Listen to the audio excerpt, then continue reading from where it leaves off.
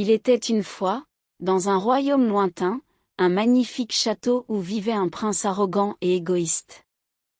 Son cœur était aussi froid que la pierre, et il ne se souciait que de lui-même.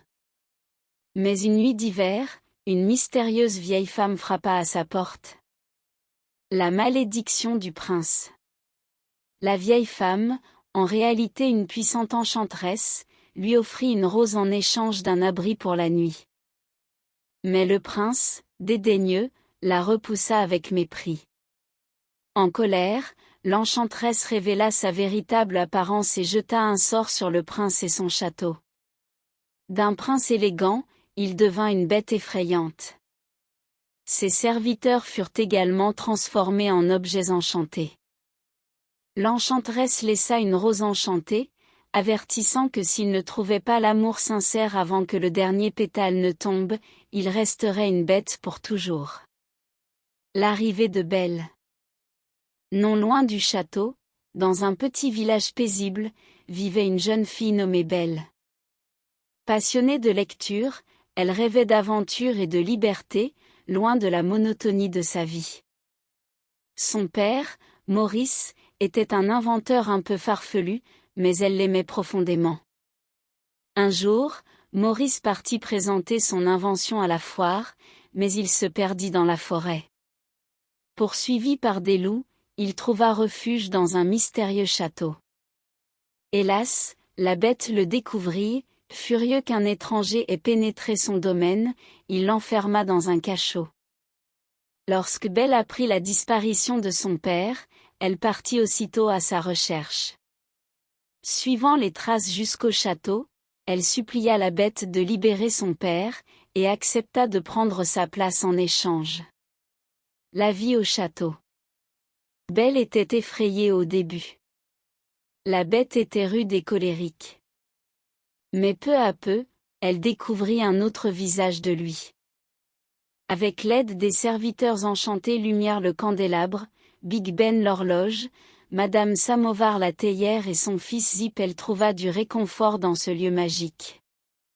Au fil des jours, la bête fit des efforts. Il apprit à être gentil, à écouter.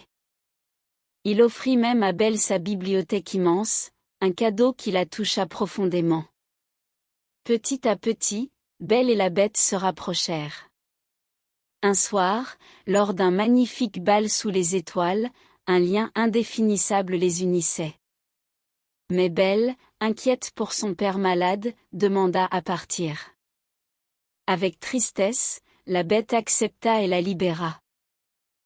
L'attaque du village. De retour au village, Belle découvrit que son père était harcelé par Gaston, un homme arrogant qui voulait l'épouser de force.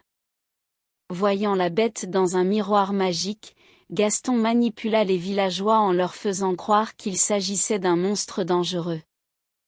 Ils marchèrent alors vers le château, torché à la main, prêts à le détruire. Gaston attaqua la bête, mais cette dernière, accablée par la tristesse d'avoir perdu Belle, ne se défendit pas. Ce n'est que lorsqu'il vit Belle courir vers lui qu'il trouva la force de riposter. Un combat violent s'engagea. Finalement, Gaston chuta du haut du château. Mais la bête, gravement blessée, s'effondra sous les yeux de Belle. Le pouvoir de l'amour. Tandis que la neige tombait doucement, Belle prit la bête dans ses bras et lui avoua enfin ses sentiments.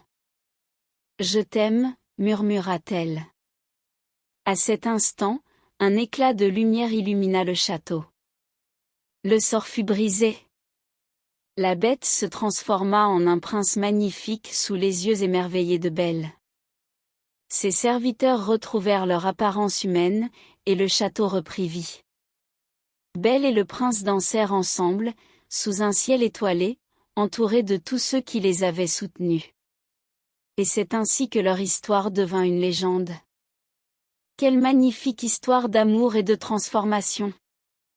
Si vous avez aimé ce conte, n'oubliez pas de liker, partager et vous abonner à la chaîne pour découvrir d'autres récits magiques. Dites-moi en commentaire, quel est votre conte préféré? À très bientôt pour une nouvelle aventure.